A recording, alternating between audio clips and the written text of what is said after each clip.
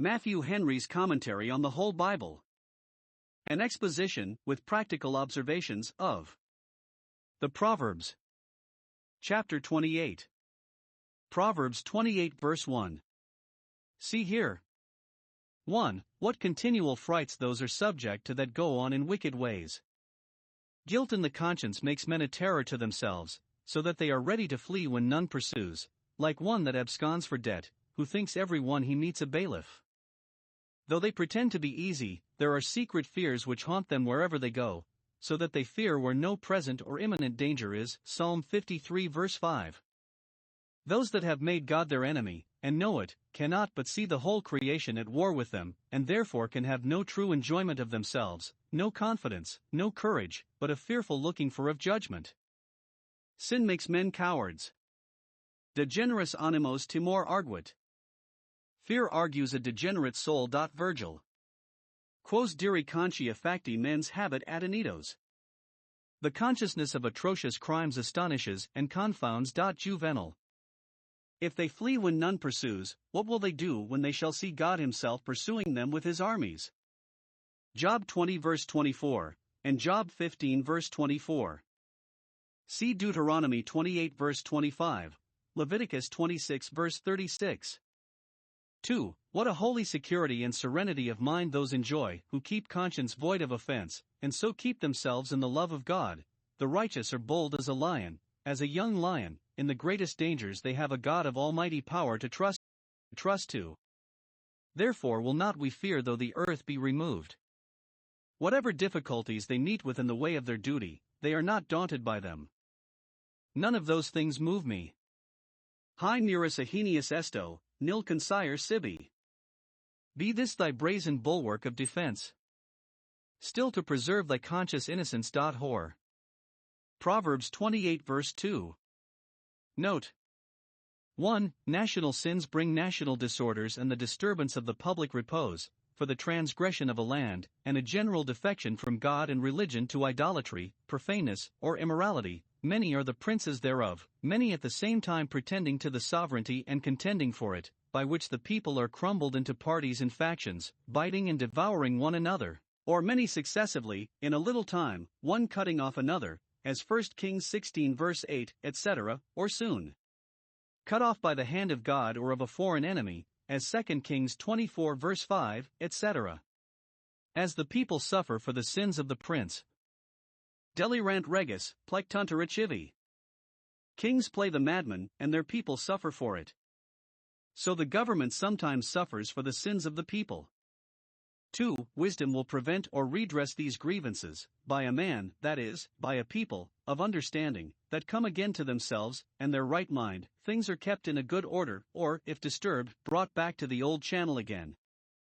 Or, by a prince of understanding and knowledge, a privy councillor, or minister of state, that will restrain or suppress the transgression of the land, and take the right methods of healing the state thereof. The good estate of it will be prolonged. We cannot imagine what a great deal of service one wise man may do to a nation in a critical juncture. Proverbs 28 verse 3. See here. 1. How hard-hearted poor people frequently are to one another, not only not doing such good offices as they might do one to another, but imposing upon and overreaching one another. Those who know by experience the miseries of poverty should be compassionate to those who suffer the like, but they are inexcusably barbarous if they be injurious to them. 2. How imperious and griping those commonly are who, being indigent and necessitous, get into power. If a prince prefer a poor man, he forgets that ever he was poor, and none shall be so oppressive to the poor as he, nor squeeze them so cruelly. The hungry leech and the dry sponge suck most. Set a beggar on horseback, and he will ride without mercy. He is like a sweeping rain, which washes away the corn in the ground, and lays and beats out that which has grown, so that it leaves no food. Princes therefore ought not to put those into places of trust who are poor, and in debt, and behindhand in the world, nor any who make it their main business to enrich themselves. Proverbs 28 verse 4. Note. 1. Those that praise the wicked make it to appear that they do themselves forsake the law, and go contrary to it, for that curses and condemns the wicked. Wicked people will speak well of one another, and so strengthen one another's hands in their wicked ways, hoping thereby to silence the clamors of their own consciences, and to serve the interests of the devil's kingdom, which is not done by anything so effectually as by keeping vice in reputation. 2. Those that do indeed make conscience of the law of God themselves will, in their places, vigorously oppose sin, and bear their testimony against it, and do what they can to shame and suppress it. They will reprove the works of darkness, and silence the excuses which are made for those works, and do what they can to bring gross offenders to punishment, that others may hear and fear. Proverbs 28 verse 5. Note: as the prevalency of men's lusts is owing to the darkness of their understandings, so the darkness of their understandings is very much owing to the dominion of their lusts. Men understand not judgment, discern not between truth and falsehood, right and wrong, they understand not the law of God as the rule either of their duty or of their doom, and 1. Therefore it is that they are evil men, their wickedness is the effect of their ignorance and error, Ephesians 4 verse 18. 2. Therefore they understand not judgment, because they are evil men, their corruptions blind their eyes, and fill them with prejudices, and because they do evil they hate the light. It is just with God also to give them up to strong delusions. 2. As men seeking the Lord is a good sign that they do understand much, so it is a good means of their understanding more, even of their understanding all things needful for them.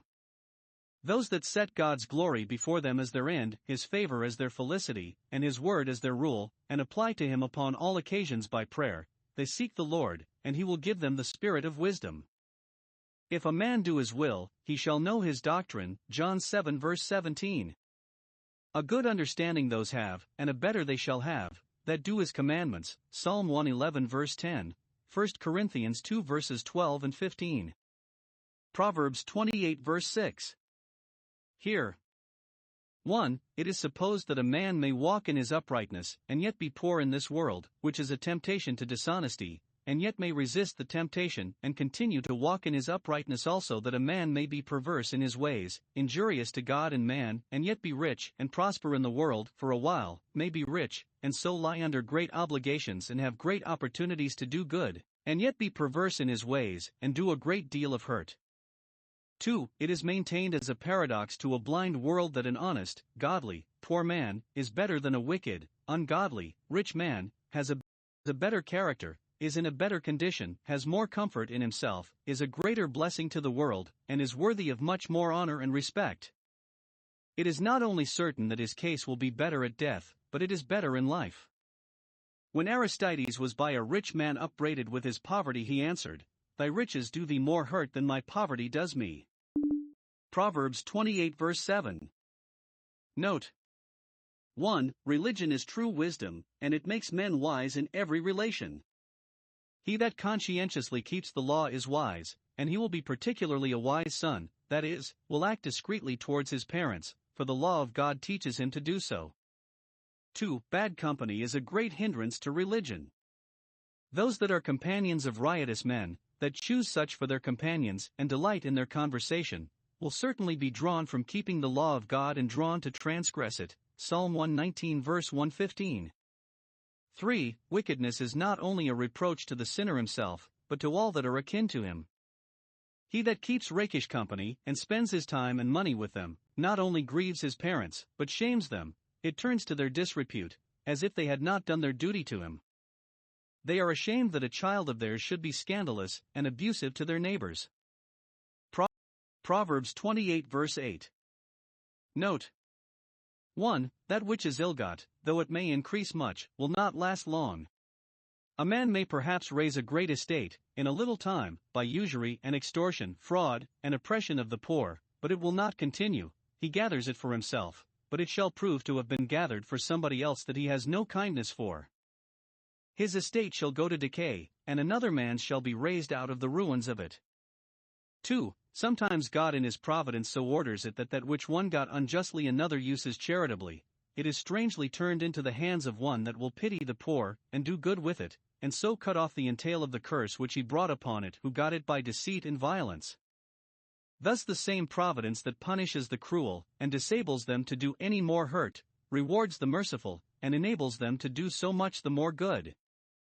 To him that has the £10 give the pound which the wicked servant hid in the napkin, for to him that has, and uses it well, more shall be given. Luke 19 verse 24. Thus the poor are repaid, the charitable are encouraged, and God is glorified. Proverbs 28 verse 9. Note 1. It is by the word and prayer that our communion with God is kept up. God speaks to us by His law, and expects we should hear Him and heed Him. We speak to Him by prayer, to which we wait for an answer of peace. How reverent and serious should we be, whenever we are hearing from and speaking to the Lord of glory?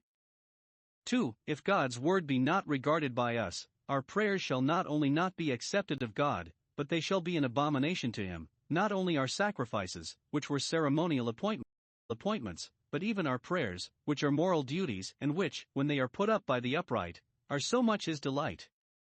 See Isaiah 1 verses 11 and 15. The sinner whose prayers God is thus angry at is one who willfully and obstinately refuses to obey God's commandments, who will not so much as give them the hearing, but causes his ear to decline the law, and refuses when God calls. God will therefore justly refuse him when He calls. See Proverbs 1:24-28. Proverbs 28 verse 10.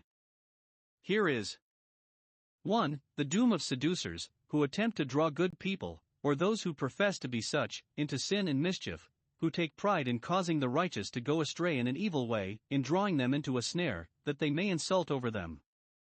They shall not gain their point, it is impossible to deceive the elect.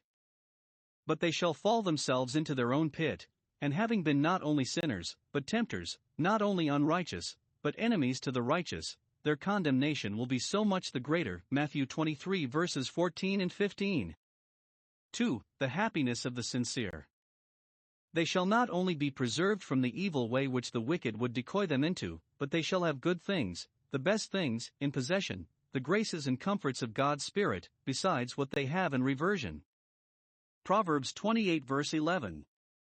Note 1. Those that are rich are apt to think themselves wise, because, whatever else they are ignorant of, they know how to get and save, and those that are purse-proud expect that all they say should be regarded as an oracle and a law, and that none should dare to contradict them, but every sheaf bow to theirs. This humor is fed by flatterers, who, because, like Jezebel's prophets, they are fed at their table, cry up their wisdom.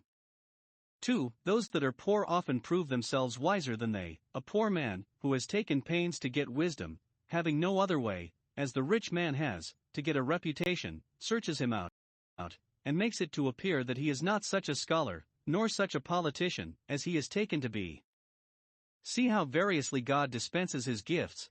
To some He gives wealth, to others wisdom, and it is easy to say which of these is the better gift, which we should covet more earnestly. Proverbs 28 verse 12.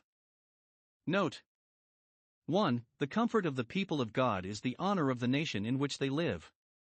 There is a great glory dwelling in the land when the righteous do rejoice, when they have their liberty, the free exercise of their religion, and are not persecuted, when the government countenances them and speaks comfortably to them, when they prosper and grow rich, and, much more, when they are preferred and employed, and have power put into their hands. 2. The advancement of the wicked is the eclipsing of the beauty of a nation.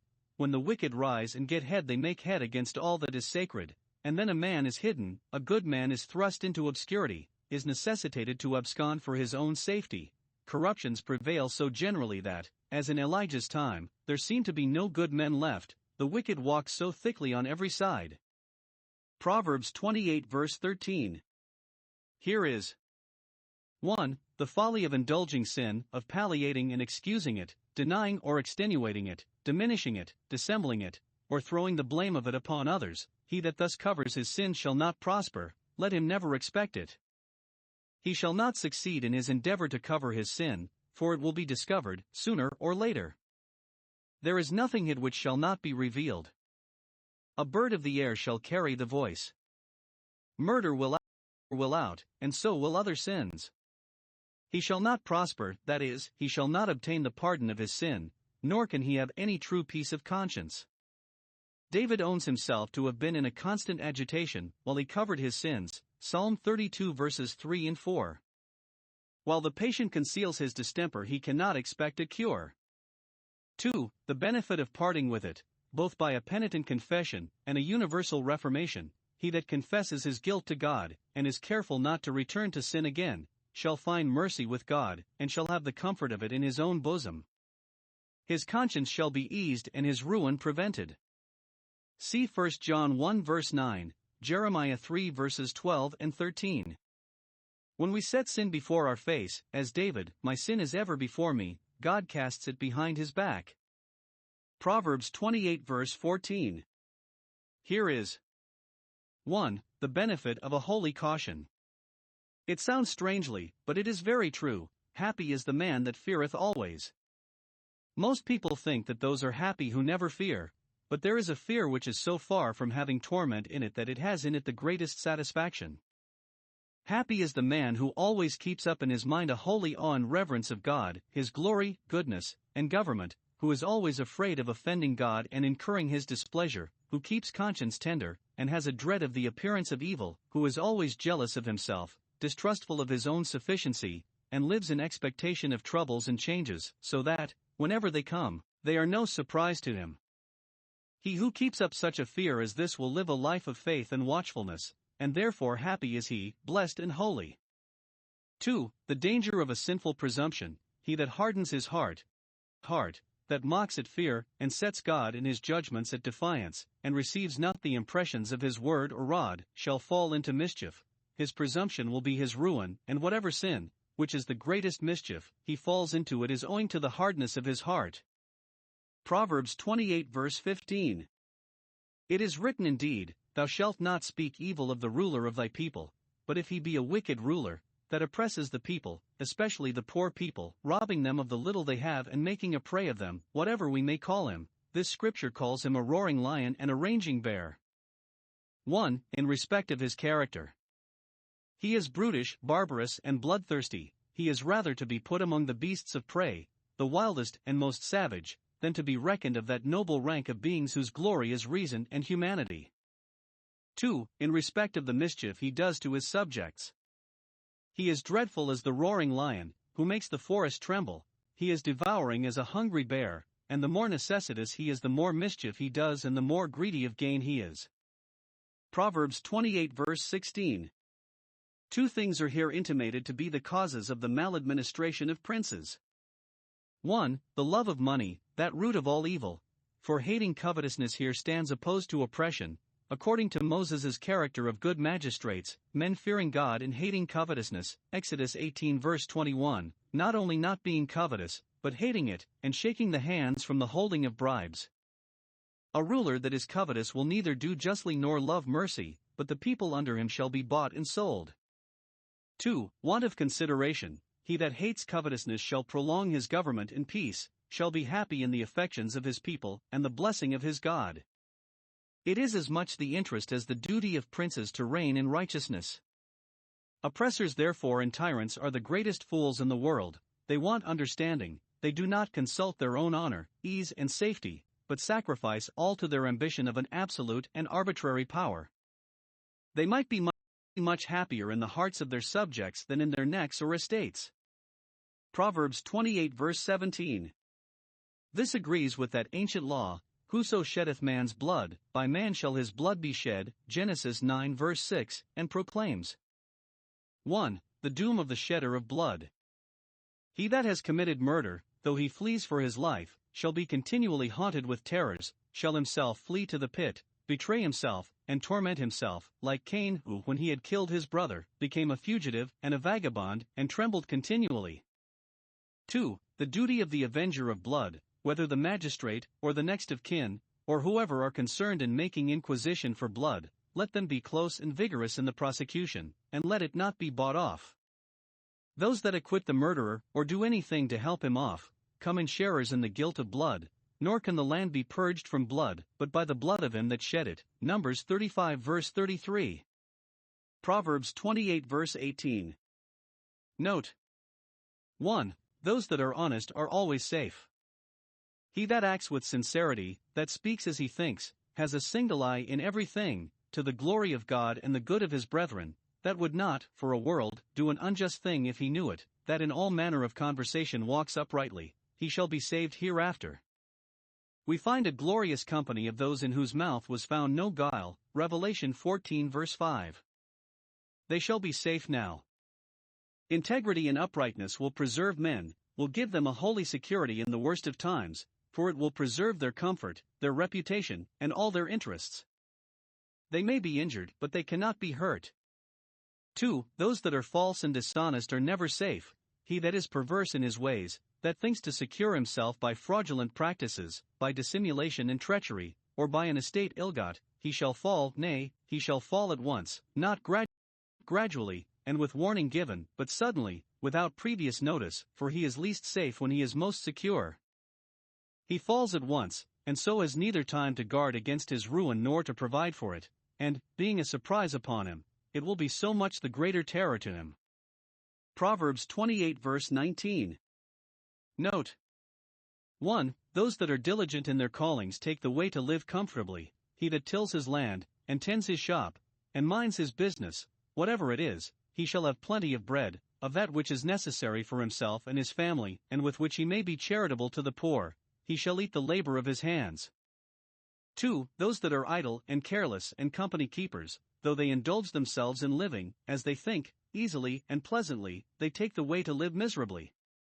He that has land and values himself upon that, but does not till it, but follows after vain persons, drinks with them, joins with them in their frolics and vain sports, and idles away his time with them, he shall have poverty enough, shall be satiated or replenished with poverty. So the word is, he takes those courses which lead so directly to it that he seems to court it, and he shall have his fill of it. Proverbs 28 verse 20. Here. 1. We are directed in the true way to be happy, and that is to be holy and honest. He that is faithful to God and man shall be blessed of the Lord, and he shall abound with blessings of the upper and nether springs. Men shall praise him and pray for him, and be ready to do him any kindness. He shall abound in doing good, and shall himself be a blessing to the place where he lives. Usefulness shall be the reward of faithfulness, and it is a good reward. 2. We are cautioned against a false and deceitful way to happiness, and that is, right or wrong, raising an estate suddenly. Say not, this is the way to abound with blessings, for he that makes haste to be rich, more haste than good speed, shall not be innocent, and, if he be not, he shall not be blessed of God, but rather bring a curse upon what he has, nor, if he be not innocent, can he long be easy to himself. He shall not be accounted innocent by his neighbors, but shall have their ill will and ill word. He does not say that he cannot be innocent, but there is all the probability in the world that he will not prove so. He that hasteth with his feet sinneth, stumbleth, falleth. Sed quae reverentia legum, cosmetis, aut puter, est unquam properantis avari. What reverence for law, what fear, what shame, was ever indicated by an avaricious man hasting to be rich? Proverbs 28 verse 21. Note 1. It is a fundamental error in the administration of justice, and that which cannot but lead men to abundance of transgression, to consider the parties concerned more than the merits of the cause, so as to favor one because he is a gentleman, a scholar, my countryman, my old acquaintance, has formerly done me a kindness, or may do me one, or is of my party in persuasion, and to bear hard on the other party because he is a stranger, a poor man, has done me an ill turn, is or has been my rival, or is not of my mind, or has voted against me. Judgment is perverted when any consideration of this kind is admitted into the scale, anything but pure right. 2. Those that are partial will be paltry. Those that have once broken through the bonds of equity, though, at first, it must be some great bribe, some noble present, that would bias them, yet, when they have debauched their consciences, they will, at length, be so sordid that for a piece of bread they will give judgment against their consciences. They will rather play at small game than sit out. Proverbs 28 verse 22. Here again Solomon shows the sin and folly of those that will be rich. They are resolved that they will be so, per fas, per nefas right or wrong, they will be so with all speed. They are getting hastily an estate. 1. They have no comfort in it. They have an evil eye, that is, they are always grieving at those that have more than they, and always grudging their necessary expenses, because they think the former keep them from seeming rich, the latter from being so, and between both they must needs be perpetually uneasy. 2. They have no assurance of the continuance of it, and yet take no thought to provide against the loss of it. Poverty shall come upon them, and the riches which they made wings for, that they might fly to them, will make themselves wings to fly from them. but they are secure and improvident, and do not consider this, that while they are making haste to be rich they are really making haste to be poor, else they would not trust to uncertain riches. Proverbs 28 verse 23. Note 1. Flatterers may please those for a time who, upon second thoughts, will detest and despise them. If ever they come to be convinced of the evil of those sinful courses they were flattered in, and to be ashamed of the pride and vanity which were humored and gratified by those flatteries, they will hate the fawning flatterers as having had an ill design upon them, and the fulsome flatteries as having had an ill effect upon them, and become nauseous. 2. Reprovers may displease those at first who yet afterwards, when the passion is over, and the bitter physic begins to work well, will love and respect them. He that deals faithfully with his friend in telling him of his faults, though he may put him into some heat for the present, and perhaps have hard words, instead of thanks, for his pains, yet afterwards he will not only have the comfort in his own bosom of having done his duty, but he also whom he reproved will acknowledge that it was a kindness, will entertain a high opinion of his wisdom and faithfulness, and look upon him as fit to be a friend. He that cries out against his surgeon for hurting him when he is searching his wound will yet pay him well, and thank him too, when he has cured it. Proverbs 28 verse 24. As Christ shows the absurdity and wickedness of those children who think it is no duty, in some cases, to maintain their parents, Matthew 15 verse 5, so Solomon here shows the absurdity and wickedness of those who think it is no sin to rob their parents, either by force or secretly, by wheedling them or threatening them, or by wasting what they have, and, which is no better than robbing them, running into debt and leaving them to pay it. Now, 1. This is commonly made light of by untoward children. They say, it is no transgression, for it will be our own shortly, our parents can well enough spare it, we have occasion for it, we cannot live as gentlemen upon the allowance our parents give us. It is too straight for us. With such excuses as these they endeavor to shift off the conviction. But 2. How lightly soever an ungoverned youth makes of it, it is really a very great sin. He that does it is the companion of a destroyer, no better than a robber on the highway. What wickedness will he scruple to commit who will rob his own parents? Proverbs 28 verse 25. Note 1. Those make themselves lean and continually unquiet, that are haughty and quarrelsome, for they are opposed to those that shall be made fat. He that is of a proud heart, that is conceited of himself and looks with a contempt upon all about him, that cannot bear either competition or contradiction, he stirs up strife, makes mischief, and creates disturbance to himself and everybody else. 2. Those make themselves fat, and always easy, that live in a continual dependence upon God and His grace. He who puts his trust in the Lord, who, instead of struggling for himself, commits his cause to God, shall be made fat. He saves the money which others spend upon their pride and contentiousness. He enjoys himself, and has abundant satisfaction in his God, and thus his soul dwells at ease, and he is most likely to have plenty of outward good things. None live so easily, so pleasantly, as those who live by faith. Proverbs 28 verse 26.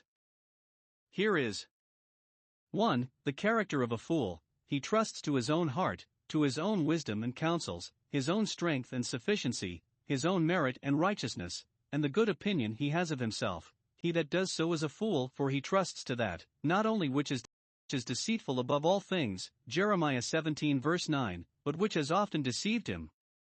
This implies that it is the character of a wise man, as before, verse 25, to put his trust in the Lord, and in his power and promise, and to follow his guidance, Proverbs 3:5, 6. 2. The comfort of a wise man. He that walks wisely, that trusts not to his own heart, but is humble and self-diffident, and goes on in the strength of the Lord God, he shall be delivered, when the fool, that trusts in his own heart, shall be destroyed. Proverbs 28 verse 27. Here is 1. A promise to the charitable. He that gives to the poor shall himself be never the poorer for so doing. He shall not lack. If he have but little, and so be in danger of lacking, let him give out of his little, and that will prevent it from coming to nothing, as the bounty of the widow of Sarepta to Elijah, for whom she made a little cake first, saved what she had, when it was reduced to a handful of meal. If he have much, let him give much out of it, and that will prevent its growing less. He and his shall not want what is given in pious charity. What we gave we have. 2. A threatening to the uncharitable. he that hides his eyes, that he may not see the miseries of the poor nor read their petitions, lest his eye should affect his heart and extort some relief from him, he shall have many a curse, both from God and man, and neither causeless, and therefore they shall come. Woeful is the condition of that man who has the word of God and the prayers of the poor against him. Proverbs 28 verse 28. This is to the same purport with what we had, verse 12. 1. When bad men are preferred, that which is good is clouded and run down. When power is put into the hands of the wicked, men hide themselves, wise men retire into privacy, and decline public business, not caring to be employed under them. Rich men get out of the way, for fear of being squeezed for what they have, and, which is worst of all, good men abscond, despairing to do good and fearing to be persecuted and ill-treated. 2. When bad men are disgraced, degraded, and their power taken from them, then that which is good revives again, then the righteous increase, for, when they perish, good men will be put in their room, who will, by their example and interest, countenance religion and righteousness. It is well with a land when the number of good people increases in it, and it is therefore the policy of all princes, states, and potentates, to encourage them, and to take special care of the good education of youth.